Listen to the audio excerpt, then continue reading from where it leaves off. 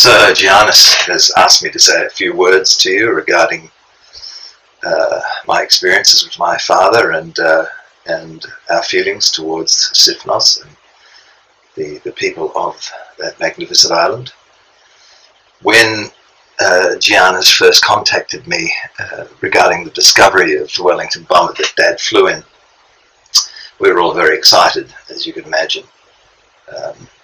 He never really spoke a lot about his war experiences. I think many chaps of that era who had experienced that type of event really could only relate to people who had been through similar types of experiences. So we didn't get to hear much, but what we did we found quite fascinating. Dad, it has to be said, was not a huge fan of the Wellington bomber. He felt that it was a fairly slow type of aircraft, and therefore he felt a bit like a sitting duck. And he said that had the war not started when it did, it was highly likely that the Wellington Mark I bomber would have been discontinued because it just wasn't up to standard. Later on, they developed a Mark II version which had the Rolls-Royce Merlin engine in it rather than the old radial engines, and that made a huge difference to the performance. But Dad never got to fly in one of those. This is a little model that I have made of the Wellington bomber, and as you can see, it's set up for night flying, so that the top of the fuselage is painted in camouflage, and then underneath it is matte black to make it harder to see at night flying, which of course the mission to Sifnos from Libya that Dad was involved in was a night mission.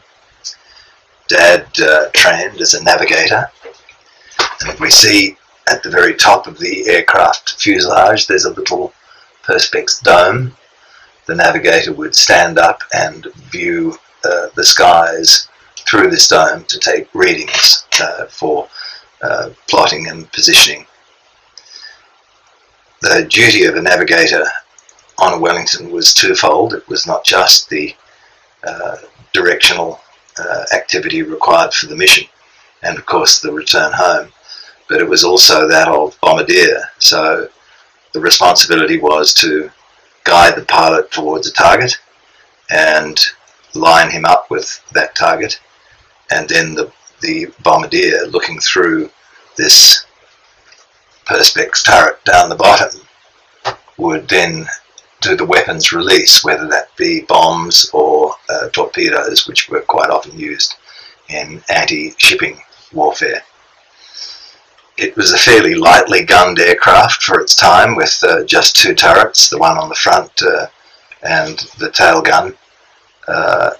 They did sometimes have guns out the side here, but they were usually just rifles or machine guns manned by one person. Nothing underneath at all, so they were quite vulnerable from fighter attack underneath. And of course the entire fuselage was made from aluminium strips, and then it had canvas stretched across it, and it was doped, and so bullets could go straight through the fuselage, and you could tear half the plane apart and it would still fly. So it was quite remarkable in that sense, and even though it was an old design, probably got them to positions like where they were in that particular squadron, where they were out of danger of having to do major bombing runs over Germany, which would have potentially put them in much higher danger. So even though Dad didn't think it was much of a plane, it probably saved his life. So he and his crewmates were shot down, as you know, off the coast of Sifnos. The captain and the crew had decided that the damage that had been done to the aircraft, where they lost one of the engines, was such as that they couldn't get back to their base in Libya. Their option was really to try and land on an island unknown, whether they'd have the time or be able to, land safely. or ditch in the sea, and the sea was the preferred option. So they had 30 seconds once the fuselage hit the water to get off the plane, deploy the life raft and jump on board the life raft. So by the time they got to shore, the weather had got a bit rougher and they'd been tossed around, and they forgot to deploy the sea anchor in the raft, so they were quite seasick, and they were all quite exhausted by the time they got to the beach in Sifnos, where they was discovered and taken in by the citizens of Sifnos, and they no doubt were very grateful for that assistance. In fact, in 1988, my father received notice from the Greek consulate in Melbourne that he was to be awarded this recognition, and